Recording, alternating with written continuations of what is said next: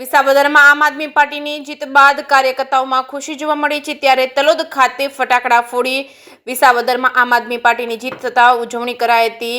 ગોપાલ ઇટાલિયાની જીત બાદ કાર્યક્રમો થયા હતા શરૂ। તલોદ ખાતે ફટાકડા ફોડી ઉજવણી કરાઈ હતી। બોડી સંખ્યામાં કાર્યકર્તાઓ ઉપસ્થિત રહ્યા હતા। ટાવર ચોક ખાતે કાર્યકર્તાઓ હાજર રહી ફટાકડા ફોડી જીતની ઉજવણી કરાઈ હતી। જે કે સિંહ ગુજરાતી સાથે અશોક નાઈ સાબરકાંઠા। આજરોજ આમ આદમી પાર્ટી તલોદ તાલુકા મારફતે અહીંયા આગળ ગુજરાતની અંદર જે વિસાવદર વિધાનસભાની પેટા ઇલેક્શન હતું એની અંદર આમ આદમી પાર્ટીના અમારા ઉમેદવાર લોકલાડીલા એવા ગોપાલભાઈ ઇટાલિયા જંગી બહુમતીથી જીત્યા છે।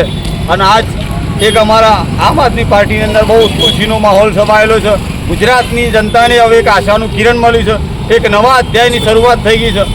અત્યાર સુધીના ઇતિહાસમાં એવું કહેવાતું હતું કે ત્રીજો પક્ષ સક્સેસ નથી ગુજરાતમાં, પણ આ ત્રીજો પક્ષ બધા એમ કહેતા કે ત્રીજો પક્ષ નહીં ચાલે, પણ આ ત્રીજો પક્ષ જ ચાલવાનો છે। અને આવનાર સમયમાં આમ આદમી પાર્ટી સિવાય એવું બીજું કોઈ ચાલવાનું નથી।